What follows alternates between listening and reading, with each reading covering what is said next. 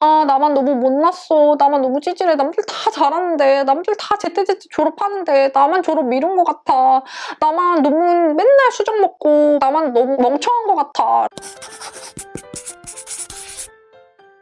안녕하세요. 저는 코칭 심리를 전공하고 심리 코칭을 진행하고 있는 작가 서늘한 여름밤입니다. 제가 코칭을 진행할 때 정말 많은 분들께 자기 자비라는 개념을 설명드리고 있어요. 자기 자비라는 개념이 생소하신 분들도 많을 것 같아서 설명을 드리고 넘어가려고 합니다. 자기 자비는 네프라는 심리학자가 구체화한 개념인데요.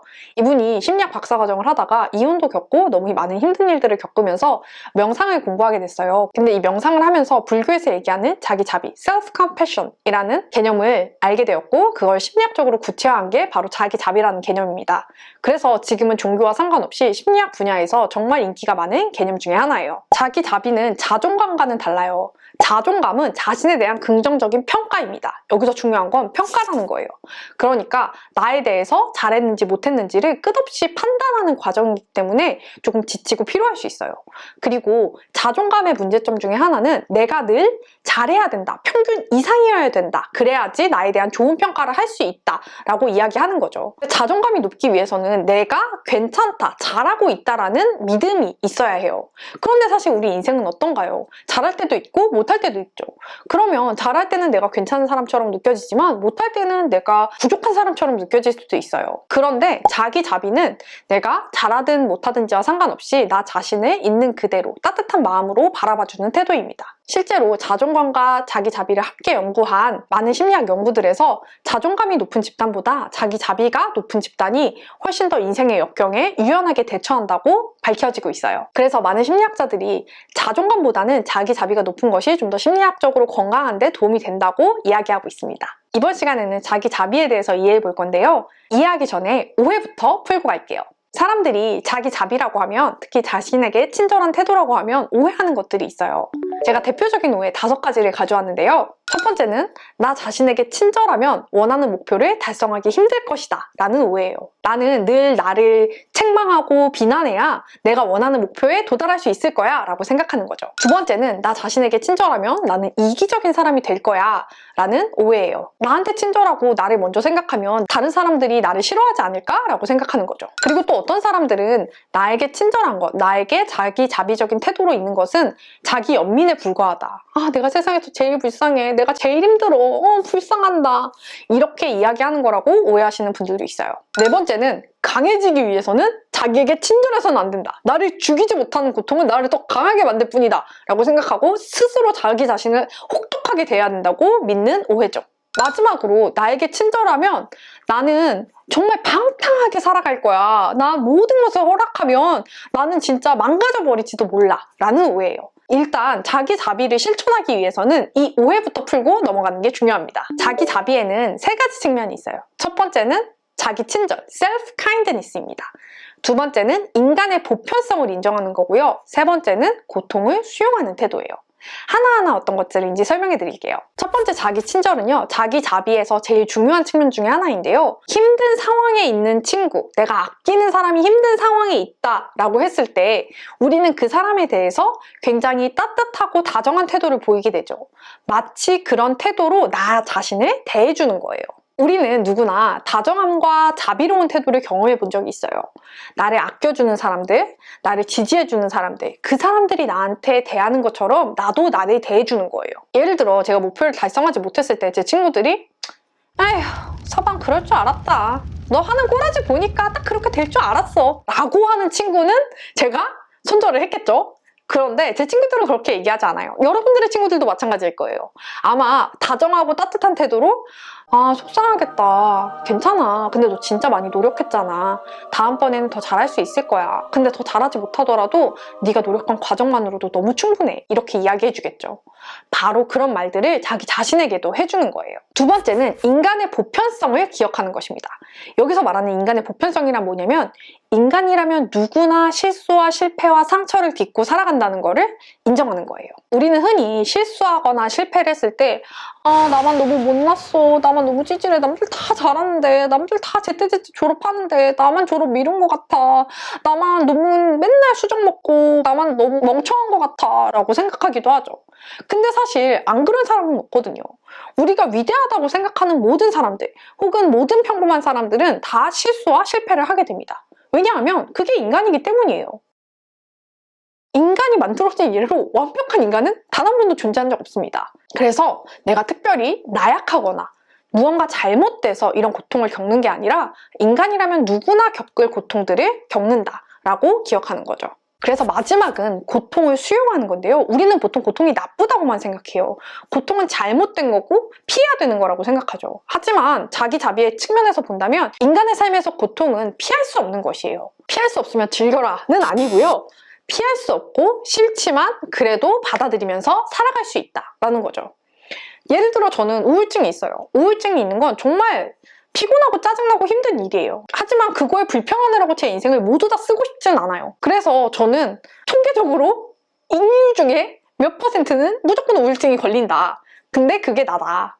그건 매우 짜증나고 귀찮고 힘들고 지치는 일이지만 그래도 나는 내 인생을 잘 살아갈 수 있다 라고 생각하는 거죠. 실패했을 때 속상해요. 속상함을 부정하라는 말이 아니에요. 속상해. 나는 실패해서 속상해. 라고 인정해주고 근데 그럴 수 있어. 라고 수용하는 거죠. 자, 그러면 이제 자기 자비를 정말 간단하게 이해해봤으니까 이 오해들을 한번 풀어보도록 할게요. 첫 번째 오해. 목표를 달성하기 위해서는 자신에게 친절해서는 안 된다. 라는 오해는요. 자, 한번 생각해보세요. 여러분들이 어떤 상사와 일할 때 가장 즐겁고 열심히 일할 수 있나요? 뭐 하나만 하면 야, 서범 대리 일 이딴 식으로 할 거야? 아, 진짜 짜증나네. 너 진짜 한심해.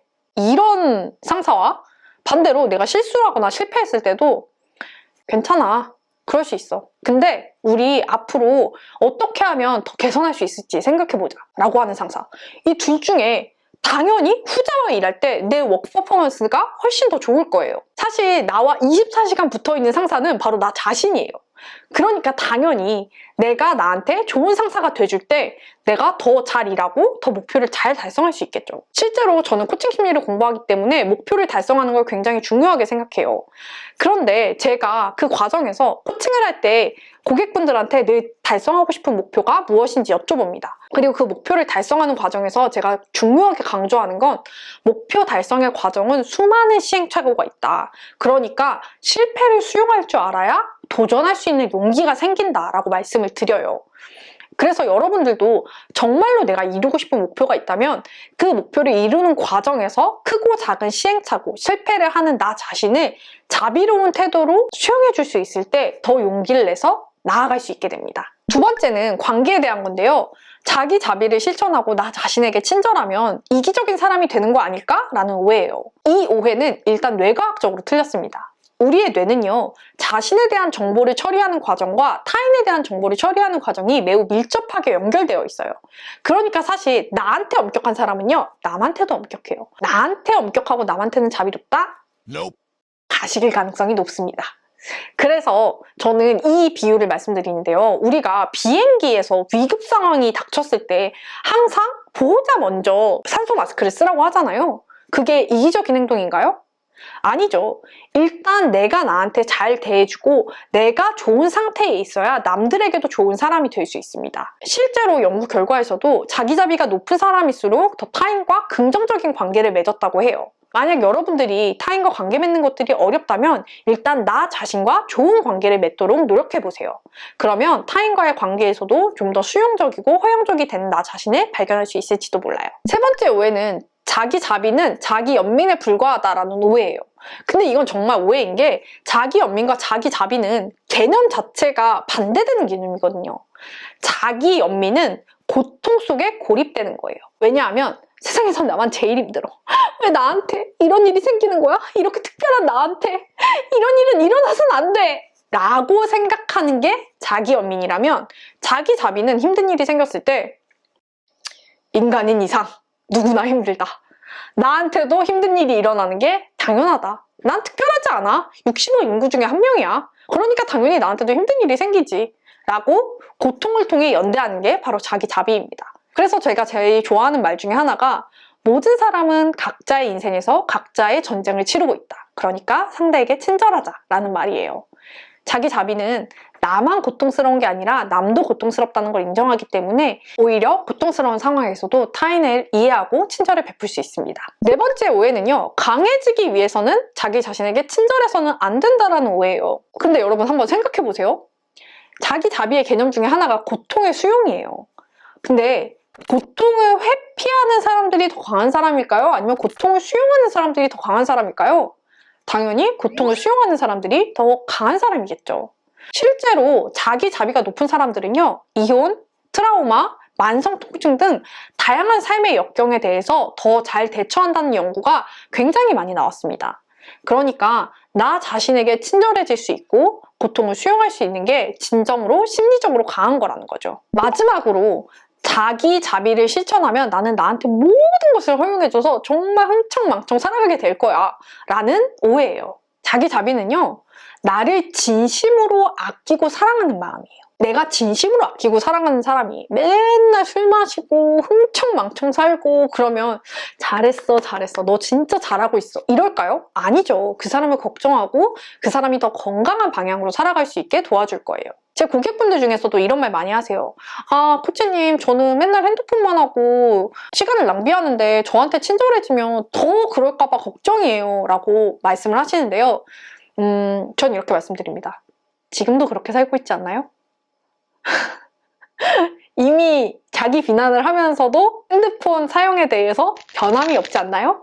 사실 사람들은 자기 비난을 하기 때문에 그 비난에서 도피하기 위해서 안 좋은 행동들을 하는 경우가 많아요. 마치 어린 왕자에서 나는 술을 마시는 부끄러움을 잊기 위해서 술을 마시는 것이다 라고 하는 것과 비슷한 거죠.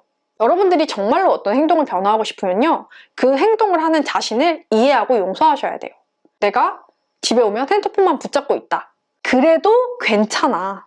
내가 지금 이걸 하고 싶은가 보다 라고 이해하고 인정할 때 변화가 생겨나요. 심리학에서 말하는 변화의 역설이라는 표현이 있는데요. 바로 있는 그대로의 자신을 수용하고 인정할 때 변화가 시작된다는 거예요. 그래서 여러분들이 뭐 폭식을 하거나 술을 너무 많이 마시거나 핸드폰을 중독적으로 하거나 그럴 때 자기 자신을 이해하고 인정해 주세요. 내가 너무 힘들었구나. 내가 불안했구나. 내가 나에 대한 비난으로 너무 위축돼 있어서 이거밖에 할 수 없었겠구나 라고 다정한 태도로 자신을 인정해줄 때 거기서부터 변화가 시작될 수 있습니다. 그럼 자기 자비가 이렇게 좋다는데 어떻게 실천하면 좋을지 궁금하신 분들 많을 거예요. 오늘은 제가 짧게만 말씀드리고 다음 편에서 좀 더 구체적이고 디테일하게 다루도록 할게요. 일단 여러분들이 가져야 될 첫 번째 태도는요, 바로 인내심을 갖는 것입니다. 자기 자비는요, 나와 맺는 관계예요. 근데 내가 맨날 나를 구박했어. 어이구 못하는 것, 지질이 한심한 것 맨날 구박하다가 갑자기 사랑해, 난 널 좋아해 이러면 그런다고 갑자기 관계 나아질까요? 그렇지 않죠. 관계라는 건 호기심을 가지고 조금씩 다가가고 친해지는 과정을 겪어야 돼요. 나와의 관계도 마찬가지입니다. 그래서 여러분들이 지금까지 나 자신과 좋은 관계를 맺지 않고 있었다면 어느 정도 시간이 걸릴 거라는 걸 좀 예상하셔야 돼요. 저는 저와 좋은 관계를 맺는데 3년 정도 걸린 것 같아요. 근데 저는 그 시간 동안 심리상담도 받고 그림 일기도 그리고 하면서 저랑 좋은 관계를 맺으려고 노력을 굉장히 많이 했어요. 저는 일단 말씀드리는 게 나 자신과 친해지기 어렵다면, 그리고 나를 사랑하기 어렵다면 무례하지 않는 것부터 시작해보세요. 나한테 비난하고 욕하고 평가절하하는 거, 이건 무례한 거죠. 남들한테 못할 말이면 자기 자신에게도 하지 않는 것이 맞습니다. 두 번째는 불완전함을 허락하는 거예요. 자기 자비를 실천하는 게 좋다라고 말했을 때 자기 비난을 하는 순간들이 생겨요. 저도 그래요. 왜 아니겠어요? 우린 인간인데. 근데 나 또 자기 비난했어. 난 변할 수 없어 라고 생각하다 보면 그건 자기 자비를 실천하는 진정한 방법이 아닙니다. 자기 자비를 실천하는 건 우리가 더 나은 사람이 되기 위해서도 아니고요. 심지어 더 좋은 기분을 느끼기 위해서도 아니에요. 그냥 있는 그대로의 자신을 수용해주기 위해서죠. 마치 우리가 태어났을 때, 아이일 때는 그냥 그 자체로 너무 사랑스럽잖아요. 반려동물 기르는 분들은 아마 아실 거예요. 반려동물이 뭔가 대단한 걸 해내서 주인님, 오늘 아침 우유 가져왔습니다. 맛있게 드십시오. 이래서 그 반려동물을 사랑하시나요? 아니죠. 그 존재 자체로 사랑하시는 거죠. 그런 것처럼 불완전하고 미숙하고 실수하고 실패하는 나 자신을 있는 그대로 애틋하게 봐주기 위해서 우리는 자기 자비를 실천하는 것입니다. 마지막으로는요, 혼자가 아닌 걸 기억하는 거예요. 우리 중 누구도 완벽하게 자신을 사랑할 수는 없어요. 그런 것도 없고요. 그리고 우리는 누구나 다 남들에게 말하진 못하지만 힘듦과 고통과 상처를 갖고 있어요. 그래서 우리는 남들을 따뜻하게 대해줄 때, 남들을 자비롭게 대해줄 때 우리 자신을 자비롭게 대해줄 수 있어요. 왜냐? 아까 제가 말씀드렸죠. 타인에 대해서 정보 처리와 나에 대한 정보 처리가 굉장히 밀접하게 붙어 있다. 그러니까 나에 대해서 자비롭지 못하겠다면 타인에게 먼저 자비롭게 대하면서 또 그 태도를 나한테 적용해보고, 나에게 자비롭게 대하면서 타인에게도 해보고, 이 두 가지를 함께 해보시는 걸 추천드려요. 여러분은 이 인생이라는 과정 동안 혼자가 아닙니다. 고통을 겪을 때도 혼자가 아니고요. 여러분들이 어떤 고통을 겪든 그 고통을 이미 겪어본 사람이 존재해요. 그래서 저는 여러분들이 외롭지 않게 자기 자신을 친절하고 다정하게 대해주고 또 타인에게 친절하고 다정하게 대해주는 연습을 꾸준히 해보셨으면 좋겠어요. 아마 오늘 설명으로 자기자비에 대한 모든 것들이 이해되진 않으셨을 거예요. 아, 그래서 인생에서 어떻게 적용하라는 건데? 라는 생각을 하시는 분들이 분명히 있을 것 같아서 제가 다음 시간에는 자기자비를 어떨 때 어떻게 적용해야 되는지 좀 더 구체적으로 말씀드리도록 할게요. 그럼 우리는 또 다음 시간에 만나요. 안녕!